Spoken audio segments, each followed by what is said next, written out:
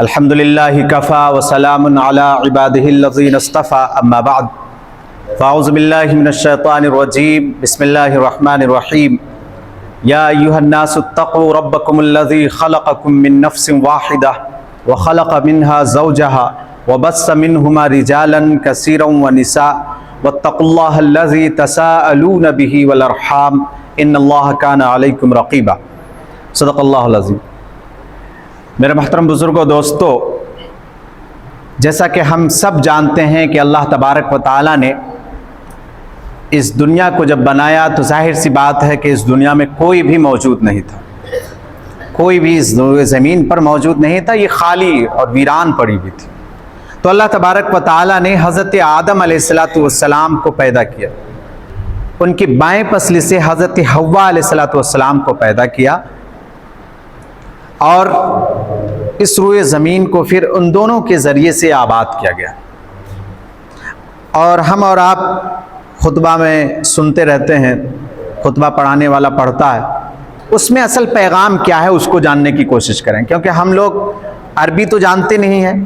جو عالم ہوتے ہیں وہ عربی جانتے ہیں، اس لیے انہیں معلوم ہوتا ہے کہ اس خطبہ نکاح میں کہا کیا جا رہا ہے۔ ہم نے ایک آیت پڑھی ہے جو خطبے کے نکاح میں بھی پڑھا جاتا ہے، آپ سنیں گے اس کو ابھی، کہ اللہ تبارک و تعالیٰ کہتا ہے یا ایھا الناس اتقوا ربکم الذی خلقکم من نفس واحدہ، کہ لوگوں اپنے رب سے ڈرو۔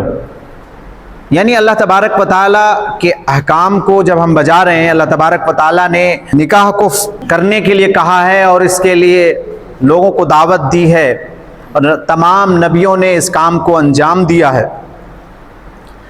آپ کوئی بھی ایسا نبی نہیں بتا سکتے کہ جن کی شادی نہ ہوئی ہو، جنہوں نے نکاح نہیں کیا ہو، لیکن ایک نبی ہے جن کے بارے میں یہ معلوم ہے، حضرت عیسیٰ علیہ السلام، کہ جنہوں نے نکاح نہیں کیا، لیکن اللہ تبارک و تعالیٰ ان کو دوبارہ بھیجیں گے اس دنیا میں۔ آپ کو معلوم ہے قیامت سے پہلے حضرت عیسیٰ علیہ السلام کا نزول ہوگا۔ ابھی آسمان پر ہیں، لیکن اللہ تبارک و تعالیٰ دجال کو مارنے کے لیے حضرت عیسیٰ علیہ السلام کو بھیجیں گے۔ تو جہاں دجال کو اس دنیا سے ختم فرمائے گا، وہیں ایک کام حضرت عیسیٰ علیہ السلام کو یہ بھی کرنا ہے کہ ان کی شادی نہیں ہوئی تھی، ان کا نکاح نہیں ہوا تھا، اس لیے اللہ تبارک و تعالیٰ اس لیے بھی ان کو اس روئے زمین پر بھیجیں گے، کیونکہ تمام نبیوں کی یہ سنت ہے، تو ایک نبی اس سے کیوں محروم رہے۔ تو اس سے یہ بھی پتہ چلا، یہ بھی اندازہ ہوا کہ نکاح بڑا معزز رشتہ ہے، بڑا قابل احترام رشتہ ہے۔ دنیا میں سب سے پہلے جو رشتہ وجود میں آئی وہ نکاح ہی ہے۔ دنیا میں سب سے پہلے جو رشتہ وجود میں آیا وہ کون سا ہے؟ نکاح ہی ہے۔ اللہ تبارک و تعالیٰ خود نکاح پڑھانے والے ہیں۔ حضرت آدم علیہ السلام کو اور حضرت حوا علیہ السلام کو نکاح کے بندھن میں باندھا۔ تو اللہ تبارک و تعالیٰ نے اس بات کی دعوت دی یا ایھا الناس اتقوا ربکم الذی خلقکم، کہ اے لوگوں اپنے رب سے ڈرو جس نے تم کو پیدا کیا۔ حضرت آدم کو کس نے پیدا کیا؟ کس نے پیدا کیا حضرت آدم علیہ السلام؟ اللہ نے۔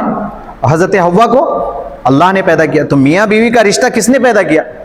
اللہ نے پیدا کیا۔ تو اسی کو اللہ تعالیٰ نے کہا کہ سب سے پہلے اللہ سے ڈرو، یعنی اللہ پر ایمان لاؤ۔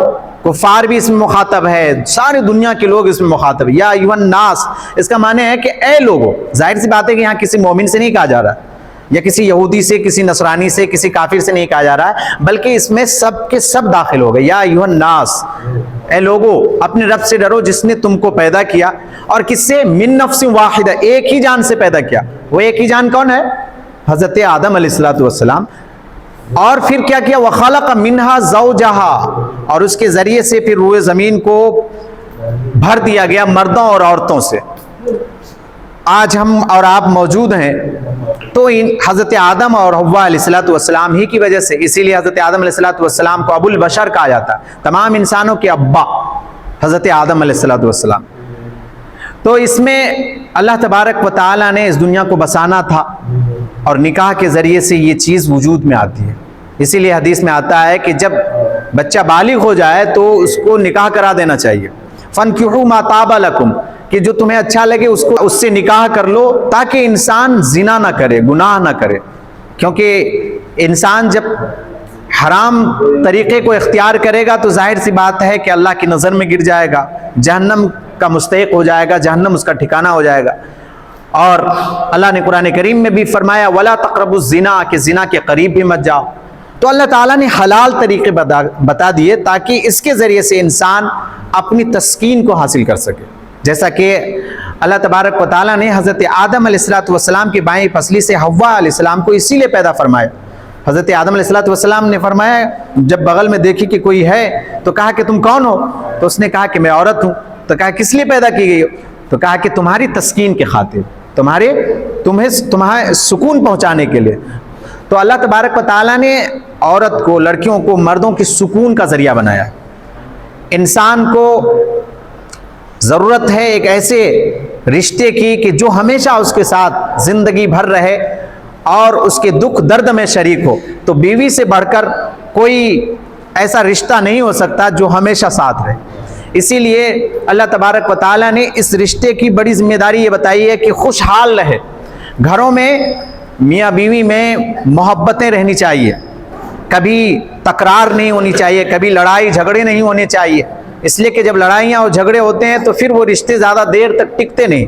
اور اللہ تعالیٰ نے اسی آیت میں یہ فرمایا کہ تسالون بہ والارحام، کہ اللہ تبارک و تعالیٰ نے جو رشتے تمہیں عطا کیے ہیں، جس رشتے کے بندھن میں تم بدھے ہو، ان تمام رشتوں کا خیال رکھنا. سمجھے؟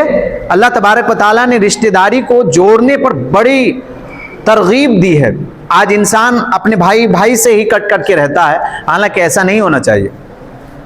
ہمیشہ رشتہ داری کا خیال رکھنا چاہیے. آپ کے مصیبت میں، آپ کے غم میں، آپ کے دکھ درد میں کون شریک ہوگا؟ آپ کے بھائی تو شریک ہوں گے. آج بھائی میں باتیں نہیں ہوتی، کٹ کے رہتے ہیں، ایسی بات نہیں ہے. اللہ تبارک و تعالیٰ نے تو بلکہ دنیا کے تمام لوگوں کو کہا المسلم اخو المسلم، کہ مسلمان کا بھائی ہے. ہمارا آپ سے کوئی رشتہ نہ ہو تب بھی ہم شریعت کے لحاظ سے، قرآن کے لحاظ سے، حدیث کے لحاظ سے ہم آپ کے بھائی ہیں، آپ ہمارے بھائی ہیں. سمجھے؟ اور یہ بھی فرمایا کہ جب ایک مسلمان بھائی کو کوئی تکلیف ہوتی ہے تو دوسرے بھائی کو تکلیف ہونی چاہیے.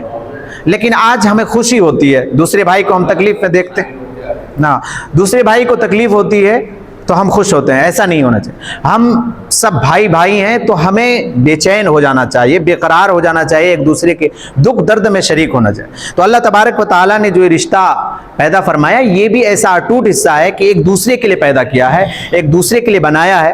تو کبھی کسی سے کوئی ناچاقی نا اتفاقی ہو جائے تو اس کو دور کرنے کی کوشش کرنی چاہیے، نہ یہ کہ اس کو بڑھاوا دینا چاہیے. دوسرے کو چاہیے کہ اس کو جوڑے، توڑنے کی کبھی بھی کوشش نہ کرے. آپ صلی اللہ علیہ وسلم نے یہ کر کے دکھایا، صحابہ کرام نے یہ کر کے دکھایا.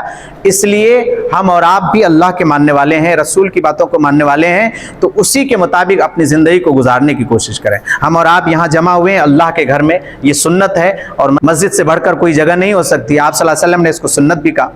تو یہاں پر خود بخود انسان تقویٰ کی طرف چلنے لگتا ہے، برائی سے بچنے لگتا ہے، نیکی کے راستے اختیار کرنے لگتا ہے. تو یہ عہد و پیمان کیجئے کہ انشاءاللہ میاں بیوی میں کوئی بھی باتیں ایسی نہیں ہونی چاہیے کہ جس سے اللہ ناراض ہو جائے. انشاءاللہ ہے نا، ہم سب یہاں ہیں، سب لوگ اپنے ایسے عہد و پیمان کیجئے. جو لوگ یہاں خوش رہیں گے، اللہ تبارک و تعالیٰ جنت میں بھی آپ کو میاں بیوی کے رشتے میں رکھے گا.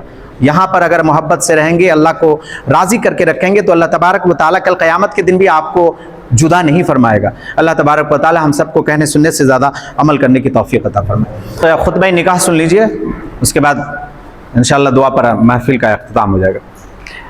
الحمدللہ نحمده ونستعینه ونستغفره ونؤمن به ونتوکل علیہ ونعوذ باللہ من شرور انفسنا ومن سیئات اعمالنا من يهده الله فلا مضل له ومن يضلل فلا هادي له ونشهد ان لا اله الا الله وحده لا شريك له ونشهد ان سيدنا ومولانا محمدا عبده ورسوله الذي ارسل الى الناس كافة بشيرا ونذيرا بين يدي الساعة من يطع الله ورسوله فقد رشد ومن يعصهما فإنه لا يضر إلا نفسه ولا يضر الله شيئا. أعوذ بالله من الشيطان الرجيم. يا أيها الناس اتقوا ربكم الذي خلقكم من نفس واحدة وخلق منها زوجها وبث منهما رجالا كثيرا ونساء واتقوا الله الذي تساءلون به والأرحام إن الله كان عليكم رقيبا. يا أيها الذين آمنوا اتقوا الله حق تقاته ولا تموتن إلا وأنتم مسلمون. يا أيها الذين آمنوا قولوا قولا سديدا युस्लिह लकुम अमालकुम व यगफिर लकुम ज़ुनूबकुम मन युतिइल्लाह व रसूलहु फ़क़द रशद व मन यअसिहिमा फ़इन्नहु ला यज़ुर्रु इल्ला नफ़्सहु व ला यज़ुर्रुल्लाह शैअ। क़ाल अन्नबी सल्लल्लाहु अलैहि वसल्लम अन्निकाहु मिन सुन्नती व क़ाल अन्नबी सल्लल्लाहु अलैहि वसल्लम मन रग़िब अन सुन्नती फ़लैसा मिन्नी। वकील का नाम मोहम्मद साजिद है और लड़की की तरफ से एक गवाह मोहम्मद असलम साहब हैं और लड़के की तरफ से एक गवाह मोहम्मद इमरान साहब हैं। मोहम्मद रिजवान साहब, आपके निकाह में हिना परवीन को दिया गया कि आपने कबूल किया 11,000 सिक्का राइजुल वक्त के एवज़। आपने कबूल किया? गवाहान और वकील सुन रहे हैं गौर से? ज़ोर से कहिएगा, सब लोग सुन जाएं। कबूल है, कबूल है। अल्लाह कबूल फरमाए। दस्तखत कर दिए यहाँ पे ऊपर वाले। शाहज़ेब नाम है क्या?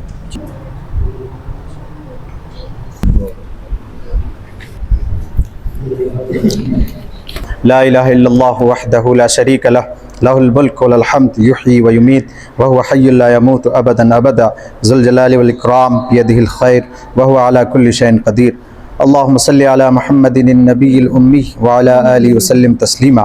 रब्बना ज़लमना अनफुसना इल्लम तग़फिर लना व तरहमना लनकूनन्ना मिनल ख़ासिरीन। ला इलाहा इल्ला अंत सुब्हानक इन्नी कुन्तु मिनज़ ज़ालिमीन। ला इलाहा इल्ला अंत सुब्हानक इन्नी कुन्तु मिनज़ ज़ालिमीन। ला इलाहा इल्ला अंत सुब्हानक इन्नी कुन्तु मिनज़ ज़ालिमीन।